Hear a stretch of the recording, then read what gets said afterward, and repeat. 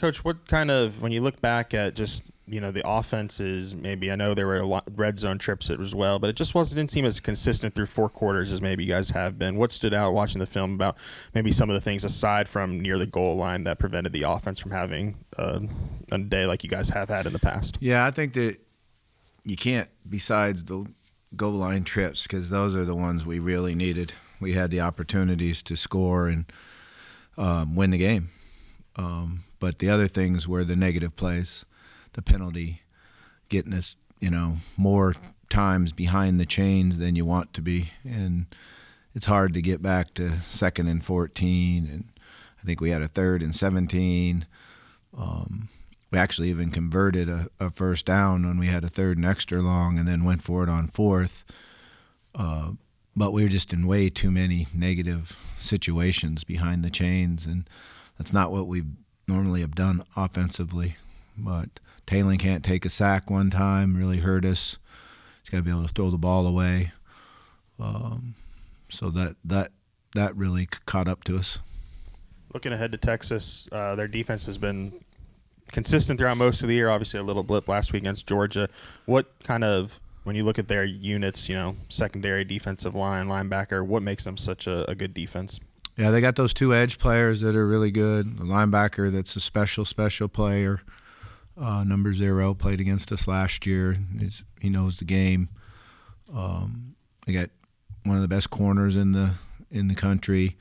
So they got really good players. They're well coached. They do a lot of different things, and they mix it up on you. So looking back at last year, we did some really good things against them, and at times, and then they got to our quarterback. We're going to have to protect the quarterback.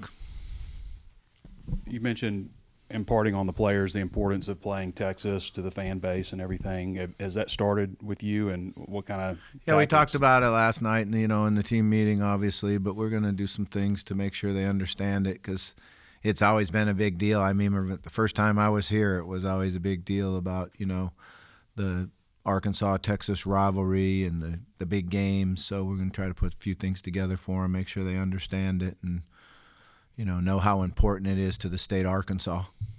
Have you been to Texas aside from that one year? I guess that would have been 2008. You been there? First year I was here. Yeah. Yeah. Thanks. It's a bad memory. I remember Joe Adams said something like, "Coach, it was like they were mad at us." I don't know. I remember looking up at the scoreboard and towards the end of the first quarter and going, 28 times 4 is what? Because it was bad. They just really got it. They had a really good quarterback who had a phenomenal year that year. And against us, he just hit everything. So. Well, y'all were just getting started that year. But, yeah, but I remember it. Thanks. Appreciate it. I won't sleep all week. Steve Sarkisian's been lauded as a really good offensive coordinator, obviously head coach. But what about him that you see makes him a good coordinator? Yeah, I've been following him for a long, long time. When he was offense coordinator at USC for Pete Carroll, then he went to Washington as the head coach. And seems like everybody that, or not everybody, but a lot of people that I know either worked with him or worked for him. So he's been one of those guys that you always look and see what they're doing. And, he's a phenomenal offensive coordinator, obviously.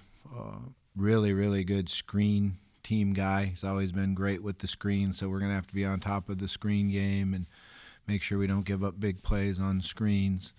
And then he'll try to get you with some shots down the field off of bubble plays or fake receiver screens. So we gotta make sure that we're disciplined with our eyes and don't let them hit the big plays off of their screen game.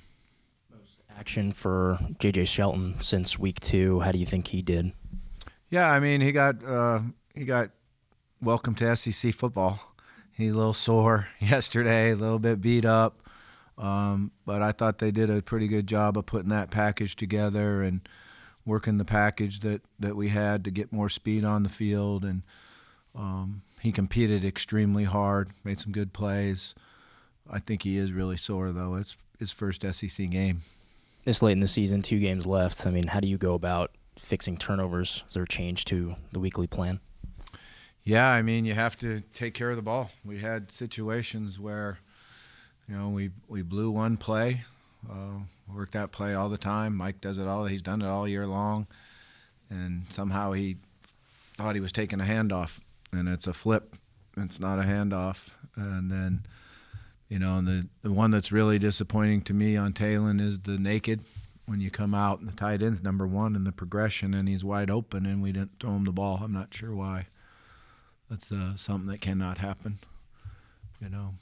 Yeah, I want to get you I'm sorry. Did you talk to Talon about that play? Yeah, we talked to him about everything. So, A couple of injuries. Charlie Collins, but Braylon Russell didn't play. Status of both. Expectation for Charlie, Texas. I think, is going to be good this week. He worked really, really hard last week to get ready to play. Went out and got some practice in. We took him on the trip thinking that he would be ready, and he wasn't. So he should be good to go. Braylon's was weird. He ran into our fullback, and then he was out for the game with the concussion protocol. Does that mean he's out this week too, or? I don't know. Oh. You know, we have to see how that goes. It just happened like in a non-contact drill, and he ran in and hit his own guy, and we'll just see how he comes back from it. Listening to Caleb and Mike Washington on Saturday after you, just saying all the right things about staying together and trying and being positive. Has it gotten harder as this has gone along, or do you just kind of see a consistent approach from the message you want to send? It feels like it's harder. You know, I think it feels like it's harder because you're so disappointed after the game and after the loss. And you know, I told the guys last night how proud I am of them by their attitude and being good teammates and sticking together. And there's no reason to stop now. You know, we might as well continue what we're doing and continue competing hard. And it's kind of a really weird anomaly, I guess you would say, that we do this deal where offensive, defensive team wins.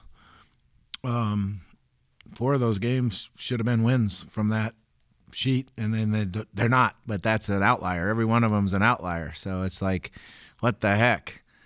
So I don't know. We just keep battling away. This Sark offense with Arch Manning, he was getting a lot of criticism early in the year, but it seems like he's kind of working his way back into more production. What do you think of Arch in this offense? Yeah, I mean, he's a really good, talented player. A lot of times, you know, as a quarterback, I always tell our guys it's an occupational hazard. When things aren't going as well as they should do, you're going to take more blame than you probably should take. A lot of times when you execute well and you play well at quarterback, it's because all 10 other guys out on the field are doing a great job and doing their job. So it's a hard position to play. You're certainly going to be the one that takes the criticism. You have to have big shoulders and understand I chose to play this position, and that goes with it. Aside from your one game here in 2008 down there against them, you obviously studied up on the history too to get ready to tell the players. What kind of stands out to you about Arkansas, Texas?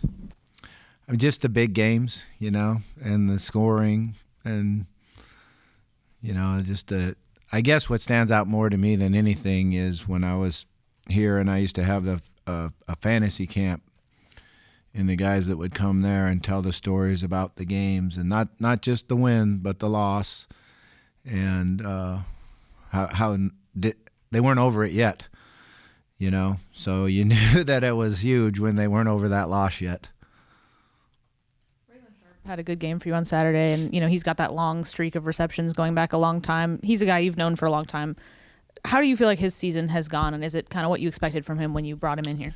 Yeah, I thought he's had a really, really good season. You know, he came in spring ball and he did a great job of helping everybody else in that room learn the offense, and was outstanding. And then he got injured in camp, and he didn't even start the first game of the year. But then he ended up keep getting going and starting, and he's really smart. He's extremely quick, changes directions real well, and he's done a nice job of running after the catch. You know, the play he made on that long third down to get extra yards after the catch is what allowed us to go for it on fourth down. So I think he's played really well for us. And he's a really good kid to be around. He's very, very mature and has had his life in line, knew what he was going to do like 5 years ago. He's pretty amazing. And it seems like CJ Brown hasn't showed up as much the last 2 games, at least from a stat perspective. Is there something he needs to do better these last 2 games, or what are you seeing from him over the last few weeks? Yeah, we've been working hard on getting him to, do everything exactly right and full speed. And, he's been a little bit inconsistent. I thought he made a really nice catch the other day across the middle, which would have gave us, it was on the drive that we went down and missed the field goal. But he's very, very capable. We've got to give him more opportunities, and he's got to, get open more, do a better job of getting open. Coach, another wide receiver question for you. Omega Blake, his production in the last 2 weeks has kind of dropped off. What are you seeing out of him the last couple of games? The same thing, not getting as open as he was and not being able – we're calling his number, and we're not getting the production that we need, and we need that production. That has been a big part of our offense all year. And we asked you about Shelton. Pringle has also got a lot of action. Courtney Crutchfield, a lot of young guys. Was that by design, or was it maybe just more set up by like the injuries? Cam Settles was another one. Was that by design, or was it kind of something that just kind of happened? Yeah, I think it's something that Courtney earned in practicing, and he's shown it like for the last 3 weeks. And I made a decision to make sure that you rotate him in and give him reps. And he came up with a really nice catch, big play for us. But he's been practicing really well, no question about it. Pringle, we had a young man get sick and not be able to play, and I thought he stepped in there and competed hard. And he's been practicing better too, and doing a good job. Cam's been playing really well all year long on special teams, doing a really nice job for us, and really unselfish young guy, had the opportunity to continue to play on special teams and turn the red shirt away. And he's going to be a really good football player. What he possesses is the ability to protect the quarterback, and that gets you on the field a lot more. But I'd like to see him carry the ball more. And then one more young guy. I'm wondering about KJ Jackson. Is he a guy you might want to try to get some looks at the last couple of weeks, or is it still kind of Taylor's show? Yeah, you do think about it and talk about it and do that, but I think we're just going to see how practice plays out and, play whoever we feel has the best chance to let us win. On the other side of the ball, Texas, Pete Kwiatkowski and his defense, just maybe your thoughts on his job as a unit this year. Yeah, I got a lot of respect for Pete. He's been doing it for a long, long time. I think he goes back to Boise State, and when I remember that. He's a really good defensive coordinator, has a great package, does a nice job mixing it up on you. We've got to be on top of it. We've got to do a good job of communicating up front. And then, Taylor in the interceptions, even though he's thrown more this year, do you still feel like, he's had certain areas of progression from last year, even though that some of the interception numbers may not have gone down? Yeah, there's no question that he's had progression from a year ago. He's got to get rid of the interceptions, the unforced ones, which I felt both of them were unforced the other day. And, you're going to throw interceptions at a quarterback at times, but those two should not have been. Bobby, you've been really effusive with, all the buy-in you've gotten from your players and what's at times been a difficult situation. You haven't really had a chance to reflect on, at least publicly, on what it's meant to you for some of the comments these kids have made and in support of you and how hard they're competing. Do you have a thought on that? It's a hard situation to jump into and have to take over like that. My first thing is to say that they need to make a new law that you can't do that in the middle of the year. That would be a great thing for everybody, Probably not going to happen, especially now that there'll be 9 conference games. Can you imagine that now? 9 conference games in this conference, and they're going to have to keep building a pot to pay off guys. That's going to be incredible. So I feel like, boy, this has been a hard experience. But then when I look at it on the other side, I feel like, this has been pretty cool. I get to really get to know the defensive players, get to relax a little bit, make sure they get to know me. I think it's been, all about trying to get them to continue to improve themselves, continue to put a better resume on video. And they've really bought into the fact that they believe they watch themselves, they believe themselves being better and playing better and giving them better opportunity for whatever the future brings. I think they've bought into that, and that's been pretty cool. Another question on the Texas rivalry. This is a newer generation where even like their parents, if they have ties to the state, maybe don't even remember seeing that game played, and the transfer portal aspect, or maybe kids from Texas being overlooked coming to Arkansas. There's not as much of that anymore. Is it any harder to put over the rivalry to your players now than maybe it would have been years ago? Yeah, I think so. It certainly is a new era, college football. When you do look at it, though, you look at our enrollment. We went up how much since I was here? And most of that's due to the in-state tuition for Texas kids. So there's probably more people going to school here from the state of Texas than ever at any point. But with the transfer portal and with the guys moving from school to school, you certainly don't have that old taste of growing up. I shouldn't use the word hate, but disliking another program as much as it used to be.